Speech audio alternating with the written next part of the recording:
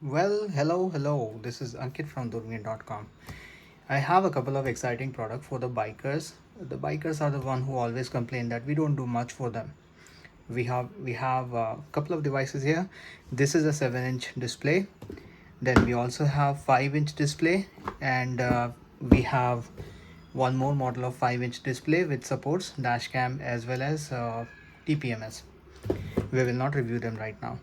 We'll just focus on the bigger display. So starting with the box. Okay, so this is where we have the fast 7-inch display. If we measure this diagonally, we can see the size is 7-inch. This display is all watertight. There is no location for water ingress. The speaker is open, however the speaker is water insulated, so water would not insert in.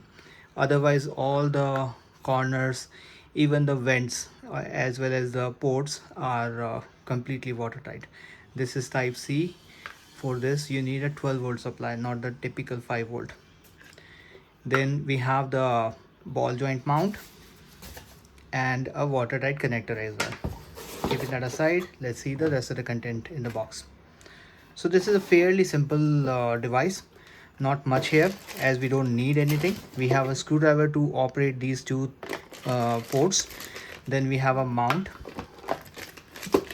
This mount has a ball joint as well as a steering handle, what do you call, mount. I'll just keep them aside right now and we'll focus only on the display part. Now I think this is the right way to open it. Okay, we need to connect this on this harness. In the harness you will only see one particular point how it can be connected, so there is no wrong way of doing it. It won't go in. Once you have this installed, just screw in the top side the connector so that it's completely watertight again. Then we have two wires, negative and positive. The red wire goes on positive. We'll just connect it. I'll just pass the red black wire through the cable to avoid the short circuit. And let's connect this to bench power unit I have at my place. Okay, it should be a strong connection. Yeah, this will not come out. And then we have the red wire for the positive side. Let's do this again. Okay, so as you can see, the device quality is really nice. The display is full HD, and don't worry about the time. This will always be different than what you operate for the first time. Let's demonstrate how it works. So we have a couple of things here, and this is for Android app. I'm not connecting Android phone, so won't be able to show you. We have the clock, BT, phone link. In phone link you have a couple of device options. There is a Wi-Fi channel as well, CHN2. We will ignore this part but right now. We just need to focus on CarPlay. So we'll go back and look at the rest of the thing. This is a CarPlay option and this is Android Auto. This is for the memory card. Then we have a calendar, which I doubt what exactly you will do with the calendar. Then setup, calculator and BT earphone. This is in case your helmet is equipped with a Bluetooth receiver. If not, other Bluetooth devices. So let's go back here and connect our phone through phone link. So I'm tapping on the CarPlay. Let's go to Bluetooth option and find this device. It should come CarBT D929. We should get a couple of prompts here, including to use the CarPlay. I'm allowing all the options it's asking right now.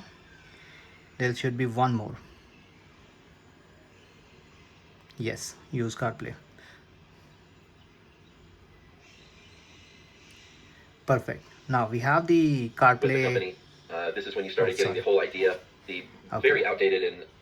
All right. So that built-in speaker you had seen earlier is really loud. It is decent enough for a motorcycle. However, the idea is to use a different device than the one you already have here. We'll go back here on the home page and we'll just focus on this display right now. On this display we have all the app which is supported by the CarPlay, so don't expect the magical thing that all your app will be here. We have the map, which is the most important part here, and let's find the navigation. This is going to use the phone's GPS, so you don't have to worry about the location not coming up. So click on search. Let's say we'll go to some recent place. It should automatically fetch the location as well.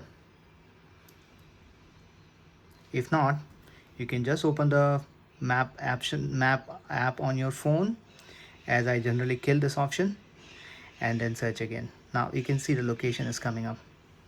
Recent searches, let's say Apple reseller, and we have the full location map here.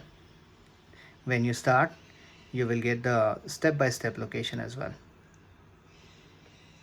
Head west. I have a film here, by the way, so that's why you might notice that I'm tapping multiple times. As you can see, the film has a couple of bubbles as well, as I try to remove it. So this is why the display appears to be non-responsive. Otherwise the display is really good, right? Let's do a recenter, and we can see the map has been navigated or mirrored to the display. If in case we click exit, the map will come back on the home screen. Now let's go back here, and on phone maybe I would like to listen to some music, so we'll tap on the home screen button here and go to maybe music, and let's start it.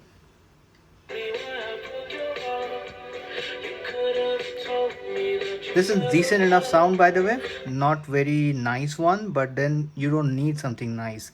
All you need is a timely alert when you are on the move. Now going back to the home screen is pretty simple. You need to just tap on this home icon which says car, and then you are back on the home screen. Then you have all the options which were earlier available. You can connect only one device at a time. You can't connect a CarPlay and Android Auto at the same time. Technically the same way how your car stereo works as well. What we'll do is we'll just disconnect this device for now. Let's find out how.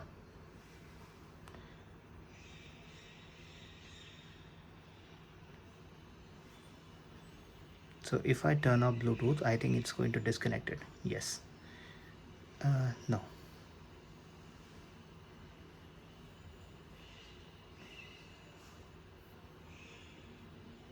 Maybe I'll just turn off Bluetooth on my phone and that should disconnect it. Oh boy, it's not ready to die. And if I turn on Wi-Fi, yes, that's when it gets disconnected. Okay, so it was using the Wi-Fi direct option for connection. Then now we have the Android Auto option available here, and it says that it has to be installed on your phone, but that is not really a requirement anymore. It used to be a requirement in the earlier version of Androids. I hope this demonstration was good enough, clear to give you the idea of the device you have. The mount and the information, the rest of the information is very much available on the website, and I think, yeah, this is where I end the video.